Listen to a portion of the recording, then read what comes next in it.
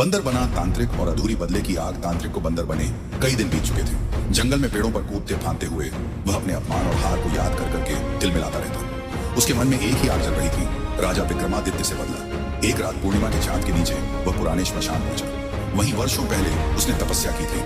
बंदर का शरीर होते हुए भी उसकी तांत्रिक विद्या पूरी तरह नष्ट नहीं हुई थी। उसने उलटी साधना शुरू की, भूख प्यास और पीड़ा के साथ। 3 रातों की भयानक तपस्या के बाद उसे वरदान मिला, तू दिन में बंदर रहेगा पर रात को तेरा मनुष्य रूप लौट आएगा। अब तांत्रिक और भी खतरनाक हो गया।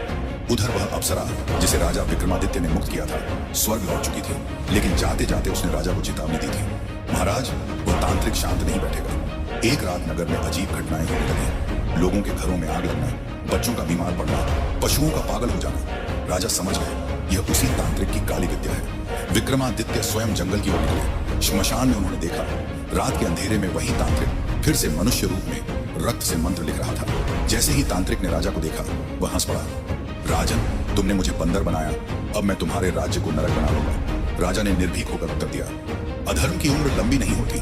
तांत्रिक ने जैसे ही काला मंत्र पढ़ा आकाश गरज उठा। तभी अचानक स्वर्ग से प्रकाश उतरा। वह वही अप्सरा थी, अपने माता पिता के वरदान के साथ। उसने दिव्य जल से तांत्रिक पर छींटे मारे। इस बार कोई चमत्कार नहीं, न मनुष्य न बंदर।